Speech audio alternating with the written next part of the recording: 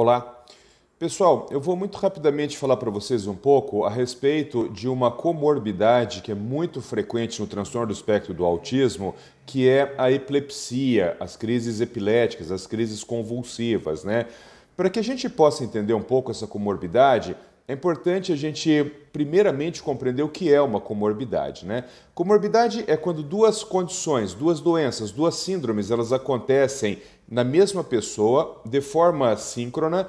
E essas duas condições, elas têm uma correlação entre si, uma correlação causal entre si. Então, por exemplo, se uma pessoa está com pneumonia e ela tem uma quebra-perna, isso não é considerado uma comorbidade, embora no mesmo espaço de tempo ela venha a ter duas doenças. Ela tem a pneumonia, que é uma infecção bacteriana, uma infecção viral, e ela quebrou a perna, que é uma outra doença. Mas uma coisa não tem nada a ver com a outra, portanto, nós não consideramos isso uma comorbidade.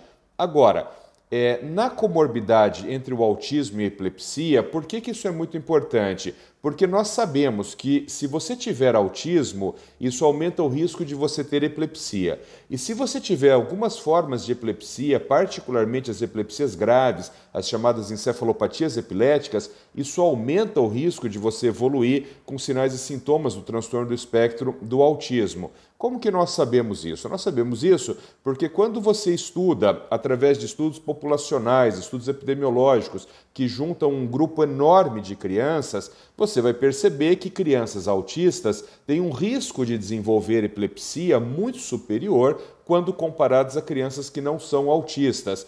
Por outro lado, quando você analisa só crianças com encefalopatias epiléticas, com síndromes epiléticas muito graves, principalmente quando essa síndrome epilética tem início no primeiro, no segundo ano de vida, você também vai observar que esse grupo de crianças tem um risco muito maior de terem diagnóstico de autismo até os 3 anos de idade do que crianças que não têm síndromes epiléticas. Então, não há dúvida nenhuma que epilepsia é uma comorbidade do transtorno do espectro do autismo e o transtorno do espectro do autismo é uma comorbidade de algumas formas de epilepsias graves. Esses números, pessoal, eles não estão ainda totalmente definidos na literatura, mas nós sabemos que até 1/3 das crianças com transtorno do espectro do autismo terão pelo menos uma crise convulsiva durante a vida. Nós sabemos que alguma coisa em torno de 15 a 20% das crianças que têm encefalopatias epiléticas graves até o segundo ano de vida, com crises iniciadas até o segundo ano de vida, vão evoluir com sinais e sintomas de transtorno do espectro do autismo. Então, é muito importante que a gente tenha isso em mente. Um outro aspecto também muito relevante são as alterações nos exames de eletroencefalograma.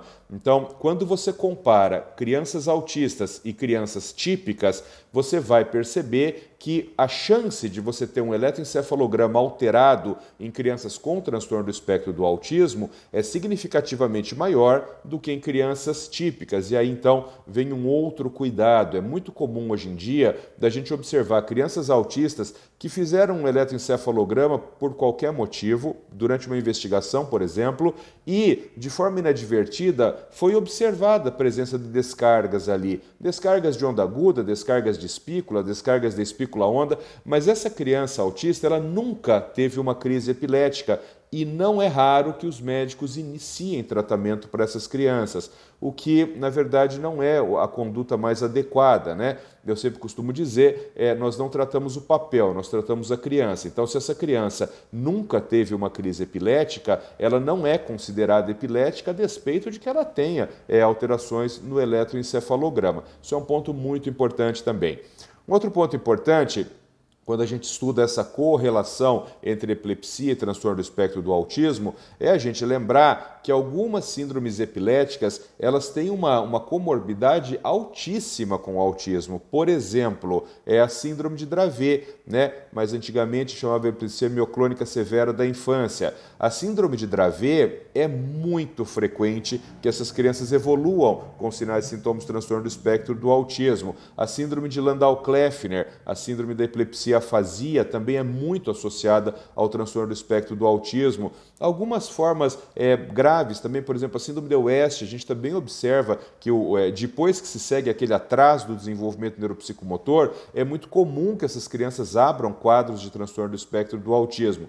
E aí você vai dizer, mas Paulo, isso é importante? Isso é absolutamente fundamental. Por quê? Porque quando você fala, por exemplo, de uma criança com síndrome de Dravet sem autismo, o tratamento é um. Quando você fala de uma criança com síndrome de Dravet com autismo, é claro que o tratamento é outro. E hoje existem possibilidades incríveis de tratamento para as crianças que estão no transtorno do espectro do autismo. Eu queria deixar esse recado, pessoal, para que a gente se lembre que às vezes a gente está acompanhando uma criança com uma epilepsia muito grave e a gente fica tão focado nas crises, no controle de crises, na medicação, coisa e tal, que a gente acaba esquecendo que por trás daquela epilepsia muito grave existe todo o neurodesenvolvimento da criança, existem as questões sociais, as questões afetivas, existe o desenvolvimento da linguagem falada expressiva, existe o desenvolvimento da linguagem falada perceptiva. Então é muito importante que os profissionais que estão lidando com essas crianças com epilepsias graves fiquem muito atentos ao desenvolvimento neuropsicomotor,